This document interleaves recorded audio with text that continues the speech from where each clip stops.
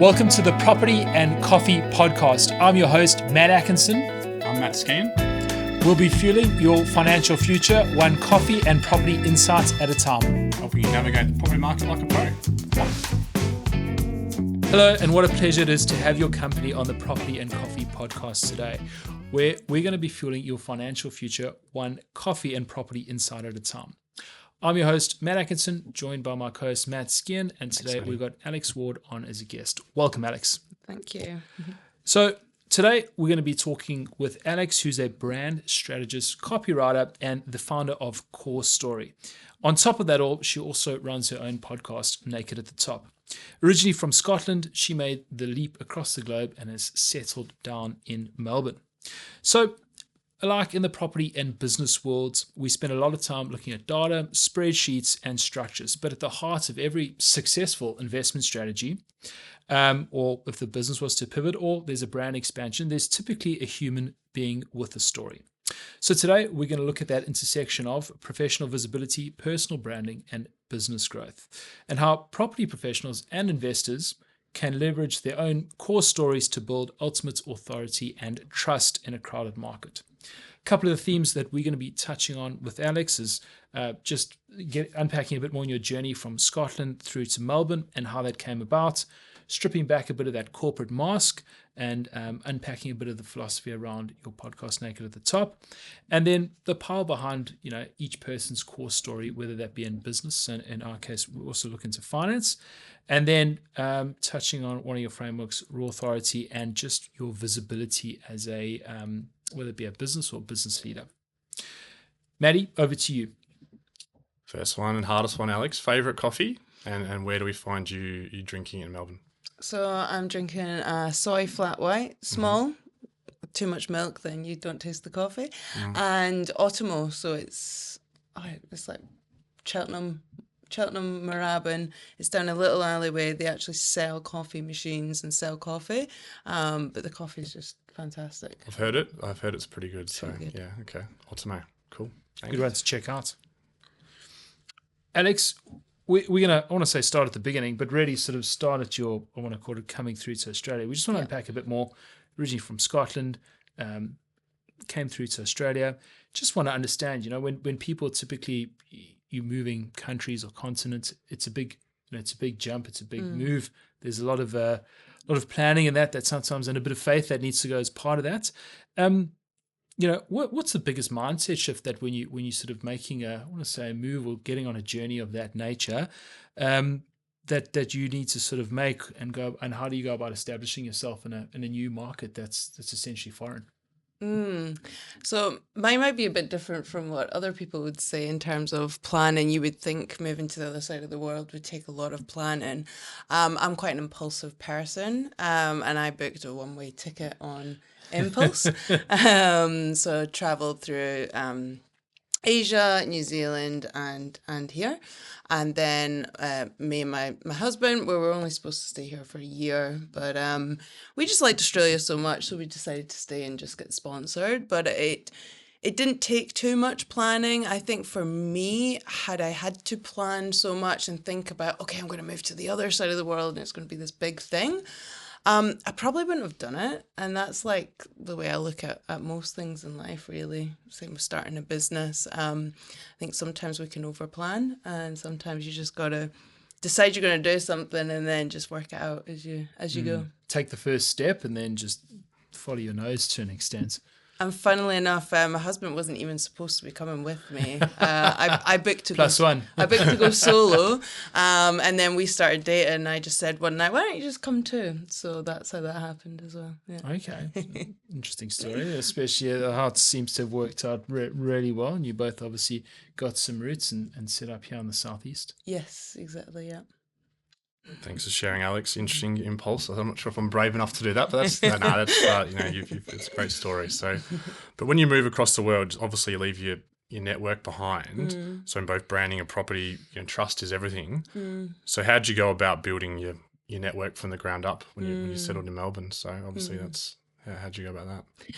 Well, I would say I've gone through so many different networks, really. Yeah. When I first arrived here, I was in Sydney as a backpacker. So it was a very different type of network. But if I look at that versus building a business, it all ultimately comes down to relationships. When we knew no one in Sydney, we went into a house share, met some people, found some jobs through those people. And it's very similar to when I set up the business. When I set up Core Story, my background's in manufacturing and then mental health. I didn't really have a network in Melbourne per se because I'd worked for a global firm. So it really, again, it was really starting from scratch. But my first couple of clients were people I had worked with, and then it was just meeting people at events, building relationships. So I think there's definitely similarities there. No matter where you start, it's just get out and speak to people and Get starting, get talking, and sort of momentum builds, eh? So, yeah, exactly. Yeah. cool. If we just take a bit of a broad look at Australia and the UK, have you noticed a distinct difference in how Australian businesses or business leaders would communicate their business stories, for example, in comparison to the UK? And did you need to, when you're coming in, obviously studied in the UK, need to adapt any of your experience to suit the Melbourne landscape and how, if I want to call it, things are done here? I think UK and Australia are very similar. In terms of there's a fear of being seen to a certain extent. I know, and certainly being British, you don't want to share too much. You don't want to be too vulnerable. And I think there's definitely some similarities between British people and Australian people in that respect. When building business, it's a lot more relationship led, even just here specifically in Melbourne, than say in the UK. So when we were in the UK, I actually worked with my husband. He was a recruiter and I did the marketing at the company. And he said recruitment's very different. So in the UK, you would just be like emailing out CVs. You would get told to go away a lot of the time when you cold calling. Whereas here, people are are happy to go for a coffee, go for lunch. If they're not interested, they'll be quite polite. So there's the differences there between the UK and Australia. Is that because there's just more people, so the market's more saturated in the UK, so they get cold called more often? Maybe, I'm not so sure, but yeah, relationship building's big here, I've noticed. And then when I speak to one of my friends, lived in Canada for 10 years, and she said it's a lot more transactional in terms of, okay, what are we doing? What deal are we making? Let's get down to business. Whereas here, you spend a lot of time building up relationships before you get to that next stage. You do feel like there's almost two levels, right? There's people being, especially in the SME space, your friendly terms with someone or whatever it might be, but then when there's that next part where they dip in and you got that trust and it's a bit more, there's more to it. Yeah. And especially I find Melbourne is, to your point, is quite like that. I think Sydney would be fair to say is probably a bit more corporate. Yes. But definitely down here, those relationships, can hold you in good stead if you've invested in them. Yeah, and I've noticed that difference from, when I worked in manufacturing. If we would go up to the Sydney office, you'd notice the difference between the Sydney office and the Melbourne office. In the Melbourne office, there's a lot more chit-chat, there's a bit more banter going, whereas you would go into the Sydney office and it was really quiet and nobody was saying much. It was just a little bit more serious. It's more focused. Yeah. Thanks for that, Aleyx. So just sort of segueing to stripping back the corporate mask. So your podcast, so you've got a podcast which is called Naked at the Top, which focuses on getting successful business owners and leaders to strip back sort of that polished exterior and get real. Yeah. But what sort of led you to start this conversation, and what have you noticed in terms of or why so many high performer leaders struggle to show that vulnerability, that authentic self, and whatever. Yeah. So the term Naked at the Top actually came from, I was at a speaker's boot camp. We had to work on a disruptive title, and Naked at the Top came to me. And then I shared it at a few different events, and I heard a few people say Naked at the Top, Naked at the Top, and a few people said you need to do something with it. So impulsively. I started a podcast, but the reason behind it is just I often when I've been in corporate and when I've worked with different leaders, I'll sometimes be having a conversation with people, and I don't feel like that's actually you. I feel like there's there's a layer that we need to pull away there. There's a wall. There's different reasons for it. I think some people it's a protection, some people it's a fear of just being seen for who they are. Some it's, I've got to put up on this mask to be taken seriously. And I know that was for me when I was in corporate. I was actually told by an old boss, Alex, you need more of a poker face. So like you can tell what I'm thinking by just looking at my face or my body language, and sometimes that wasn't always a good thing, because I'm very honest, and sometimes when you've got to toe the corporate line, that's not always a good thing. So I know what people go through and what they're told that they need to put out there, but really when you connect with someone and really get to know them, that's where you build trust. And if you think of any relationships that you've got, the people that you go to are the people that you really know, and not those ones that have got that facade of wall. We want to sort of peel back the layers of the onion. I think that's what I say a bit as well. So. Yeah, exactly. So so I just really, and plus I'm on LinkedIn a lot. I help people on LinkedIn, and I'm just a bit bored of seeing the kind of same old professional content, and I wish more people would just be themselves, because it's a lot more interesting than the kind of robotic stuff that you see. So I agree. You can only be yourself, right, and authentic. You're creating your own brand anyway, right? Genuine and yourself. Yeah, and on the podcast, funnily enough, the people that have actually truly been themselves has really surprised me, actually. So I interviewed a CEO of a large energy company, and he was just completely himself. It's just that what you see is what you get. I could ask him anything, he would tell me. Whereas I had a keynote speaker who was it was a lot more rehearsed. I felt like I was I was getting part of the keynote with each question. When you ask a question and it's answered in a way that they want to answer it, which is kind of goes against what I'm trying to do with the podcast. So it's surprising the kind of the people that you see that do just share openly. Awesome. And we sort of take a bit as keep on that corporate theme. So in corporate arenas, in finance specifically, people, you go into any finance interview, someone's going to say, what are your weaknesses? The whole thing is you want to keep that perceived, there's no cracks, or even if you've got stuff going on in your personal capacity, which, as we all know, everyone does. Yeah. You want that to sort of be as a, look, everything's under control. So from the conversations you've hosted, how does that actually help? If you have a business leader and they're in a position where they are open and sharing that side of them in a leadership capacity, but how does that actually help them on a commercial side of things, or from a strategic perspective? It builds trust. If you're doing business with someone, it's people that you know, like, and trust. And if you're a leader and you're running a large team, and you've got to drive them through change, or all sorts, the leaders that you look up to and you're going to follow are the ones that you can trust. And I think that's the biggest part of it. And also just who you're going to do business with. You've got to be able to trust them.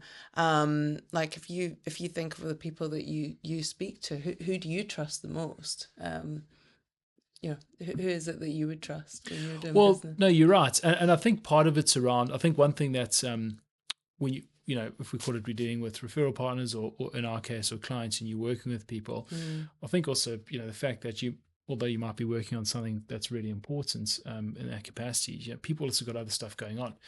Doesn't mean just to sort of be aware of that, and then also factoring that in, makes that relation, because behind closed doors, as you said, people might have kids or they've got other personal commitments. And sometimes those things, regardless of how you want, those are going to filter in. when you say you want to work with people, it's you trust them, but also it's around just having that understanding. And if you know what's don't need to know everything, Yes. but ultimately, it's not just this person that's arriving from 8 to 5 and do it and go home. There's a bit more substance behind sort of behind the mask. Well, yeah, and you can relate to them as well. I think of when I get people on the podcast, we'll have a bit of chit chat at the start, but it's when I'm, when my dog barks or the kid walks in, you actually just see them just relax. Like, okay, yeah, they've got other stuff going on as well. It's when you see someone that's prim and proper and, all buttoned up and professional, it often kind of makes you feel a bit like, I can't think of what the word is, but intimidated. Yeah. Whereas, we've all got our stuff going on. And I think the more you can kind of show that, the more people will relate to you and they'll feel comfortable around you. No, you're right. My dogs also only bark on video calls. Like, they're fine. But no, it's like almost like you like. So overcoming the fear of oversharing. So we've sort of touched on this a little bit, Aleyx, but so obviously we talked about the conservative nature of sort of business owners or who value their privacy, but knowing you need to build an online presence. Where is the line between being authentically, so naked at the top, or oversharing? Sort of where's that? So I actually just had this conversation with someone on the podcast, and I've got a big issue with the word authentic, and so did he actually, and he went off on a bit of a rant about it, but it was quite funny. So I think being authentic is being consistent, especially online, okay? Because if I were authentically myself all of the time, then I'm going to take you on an emotional roller coaster, okay? Because I can be very up and down, like many people are. But people get to know you for who you are, and they want to see that consistency over time as well. In terms of like the oversharing, only you can know that. Only you know what you are comfortable to share, and nobody is going to force you to share any more. For me, I just slowly bring in different parts of me, but there's so much of my life that I don't share online because I'm either not comfortable to or it's not relevant. Yep. But I would say we all intuitively know what's right for us to share. It's when you feel a bit that kind of fear. Is often I should probably just share this a little bit. Yeah. Okay, lean into the fear. Lean into that fear. Yeah. Cool. In many, maybe just building a bit on that, but in many service-based, sectors, property, finance, accounting, if you're buyer's advocacy, a lot of professionals might struggle. They sound around their messaging's quite similar, might be quite vanilla, and they're struggling to differentiate themselves from a busy and a crowded market. So, how does a business go about extracting their core story to really sort of, make sure they sound their voice is breaking through that, that noise of their peers? Yeah. When it comes to the business, I always go back to the customer and who you're trying to relate to. And the easiest way to do it is to look at the conversations that you're having with the customers, what they are telling you, about the problems that they're having and how you've helped them. What I love about AI is you can have your AI note taker on, for meetings. So look at the language that they're using and how you speak to them. I worked with this wealth management fund once on their website copy, and I always do a competitor analysis and looking at all their competitors. They all sound exactly the same, which in professional services many do. Very corporate, very buttoned up, language that you just wouldn't use in conversation. And what these guys said is we're actually quite quirky in our approach and the emails that we put out. Our customers love us because we can go and have a pint at the end of the day, and just have a casual chat. So I presented back the copy as a bit quirky, how they actually speak with their customers about, is it too quirky? But I just took it back to the clients. I was like, okay, you want these large clients. I looked at the video testimonials of the large clients, and they actually said, we like these guys because we can go and have a pint with them at the end of the day and talk about all these different things. And ultimately, that's how you stand out. Just how are you having conversations with your clients?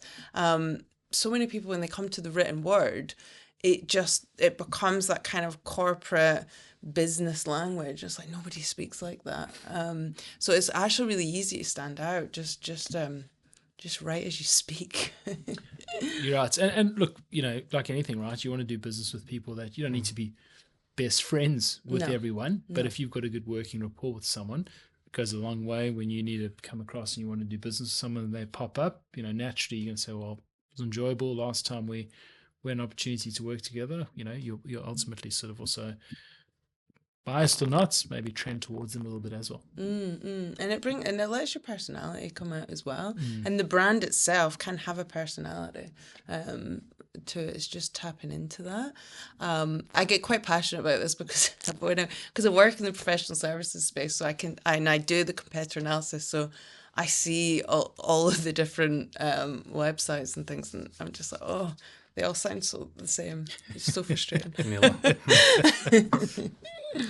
So simplifying the complex, Aleyx. So many property professionals deal, like in professional service, highly technical jargon and terms, but your superpower is helping these businesses simplify what they do. So as you were saying before, so the client to understand. Yes. What is your framework for distilling these complex, dry concepts into?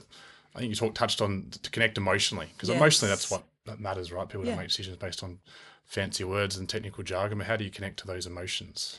Yeah, so again, it comes back to relate. So my framework, this raw authority, the R is relate, and it's just looking at your customers and how you're helping them. How you connect with it emotionally is, okay, what is the problem that you're solving? But like it's another layer deeper than that. It's like, well, what does that mean for them? How is that affecting their life? What's their future going to look like? And just really tying into that emotionally, because whether it's finance or property, underneath it all there's an emotion there. And people are going to want to connect with you, and the way they connect is that they feel seen and they feel like you get me, and that's just really by understanding your customers. I find a lot of businesses, when they're working on their brand and their copy, it's like navel gazing. They're just looking internally, oh, what do we do? What's our process? And they skip the actual person that matters, which is the customer.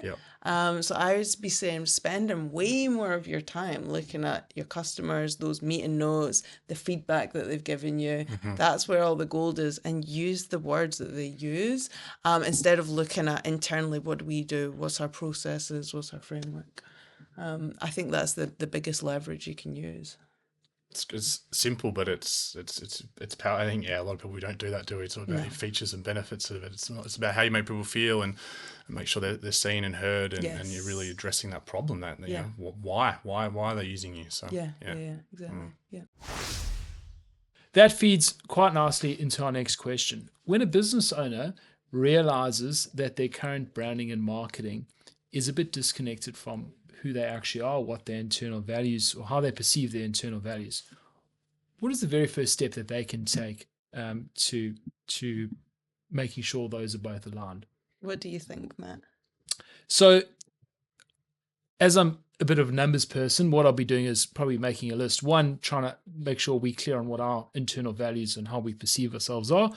But then the second thing is, understanding a bit more from an external perspective or the customer perspective. How do they perceive us? Because, we spend 100% of our time with ourselves as a business owner, but people are maybe only seeing you for a very small part of that time. And how you then come across in that circumstance might be completely different. Yeah, you're exactly right. And I'd always say start with a conversation with your customers.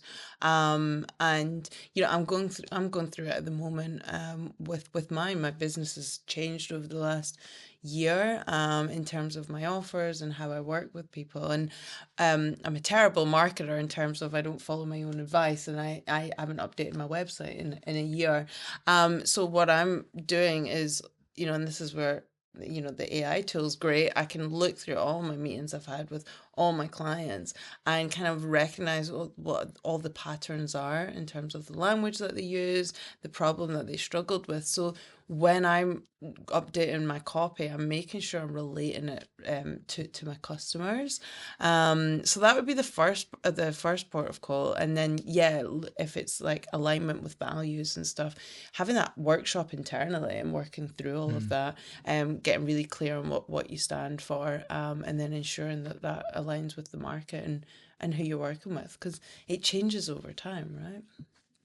It does, and especially if you've got a smaller business, say 2 or 3 people, it's quite easy. You've got those values, people are quite clear. More people come in, there's other different priorities, and it's also can be easy to drift from those, just with, things become busy, which is a great, but also can be a bad thing if you don't control it. Yes, exactly. And values especially become like a wallpaper, like a poster on the wall that nobody relates to them. They don't really mean anything.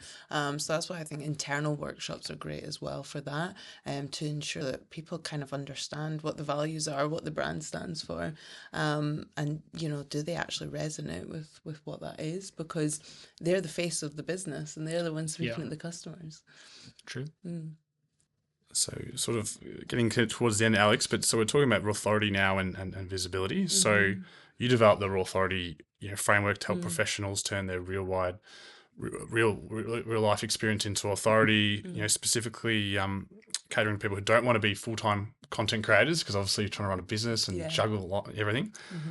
Can you break down how a busy founder or professional can build serious market authority without letting social media take over the working week? And what I often say is your best stories are your most ordinary ones. A lot of the time when you hear, I've got to share a story, you've got to think that it's got to be this big blockbuster, but actually it's going back to the clients. And a lot of people sit there and think, oh, I've got to do a LinkedIn post, what am I going to do? You've got the content and the stories already there through the conversations that you're having, and often when you're trying to relate to your clients, right? So it's looking at, okay, who have I worked with in the last week? What conversations have come up? How have I helped them? And then just sharing more of those, sharing more of those stories, more of those conversations. What I like to do is at the end of each day, I just write a couple of sentences of something that, so it might be from this podcast today, something that's, sparked an idea, a conversation that I've had, something that I've done to help someone. And so then when I batch write my content, when I come to writing it, I've got it all there. I've just got to then flesh it out. Again, it comes down to, if you record your calls as well, it makes it a lot easier because you've got all this stuff sitting there. You already got the material and just going behind the scenes, I suppose, using the day-to-day, what's already happening rather than trying to create from scratch. So, but if you're just really clear on, how you're positioned in the market, what you're all about and who you help, then it's literally a case of just collecting those stories, and then you just flesh them out, and it shouldn't be too difficult. Some people struggle with writing. Like it's easier for me because I'm a writer, but some people struggle. So I'm saying, well, just voice note yourself, and then you use the transcriptions. That's what my husband does. He's a recruiter, and he'll just send me voice notes, and then I clean it up for him. But that becomes easier, and then then that goes back to what we were saying before, where it stops you sounding so corporate and stifled, because it's more of a conversation and how you speak, because that's how you converse with people anyway. Beautiful. Good tips. So finishing up now, we've got a couple more. Yep. So you mentioned already that you love LinkedIn. So if someone's Monday morning and they're having a look at their own LinkedIn page, whether that's the business or personal one, is there any red flags or things that that people are failing to communicate their true value? What tips would you give? Yeah. So first of all, the headline underneath the profile thing, people will put in like founder. I've seen visionary CEO. You might have finance broker, property strategist. These are all like the search terms, but it doesn't give me an indication of who you are, why you're different, like what makes you different. A buyer's advocate versus the one I met last week. So it's getting something really clear, a really clear headline that shows me who you are and why you're a bit different. So that's a kind of the first one. The about section, when it reads like a CV. When it's in third person, speaking first person, like you're speaking directly to them, and again, just relate back to them. What's the kind of main problem that they have? Show them that you understand it, and show them how you've helped other people. Throw in a couple of client stories. So those are the two biggest ones, because a lot of people put in a lot of effort posting, but then if you're posting and you start getting attention, people are going to go on your profile. What does your profile say about you? Because if it doesn't say much, they're not gonna start a conversation or connect. The other one as well is a lot of people will put in a lot of effort into the content and then think that that's it. But I see content as a tool. It's a tool to start conversations. So if you're just posting content but you're not starting conversations, I think you're missing the whole point of LinkedIn. For me, LinkedIn's just another networking platform. But if you're not starting conversations, you're going to really struggle to become known and to get what you need out of it. So yeah, that's what I had that conversation with a client the other week. They actually said to me, oh, well, I'm hoping that the developers and the architects read this and then they get in touch with us and let us know what projects they've got on. I'm like, okay, do you know who you want to work with? And they're like, yeah. I'm like, why are you not starting the conversation? So I think the best thing we can do is stop waiting for other people to come to us. Go get it. And go to them, armed with your stories.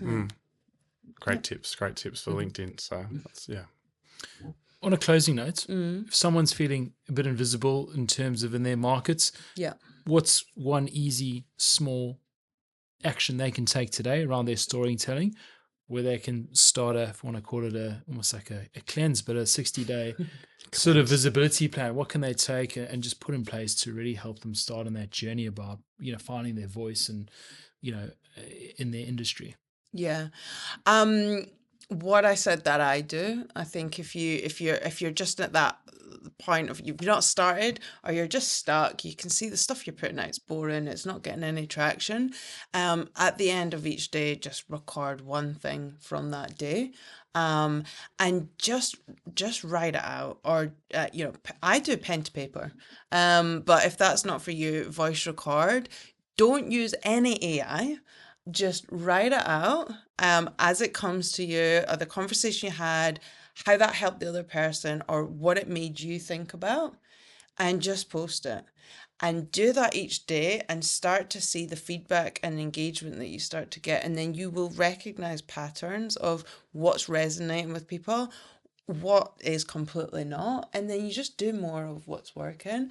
I think I've been guilty of this too, and I'm now taking a big step back from AI, is we can get so caught up in like putting things back and forth with AI and trying to make it sound different or sound more like my voice. The way to sound more like you is just to put it out there. And I do think people are starting to push back more on, everything that's coming out AI wise, because everyone's starting to sound the same because of it. That's true. Yeah. Perfect. Well, thank you. That's all we've got time for today. Appreciate you coming and joining us on our podcast. Until next time. Thank you. Thanks, Aleyx.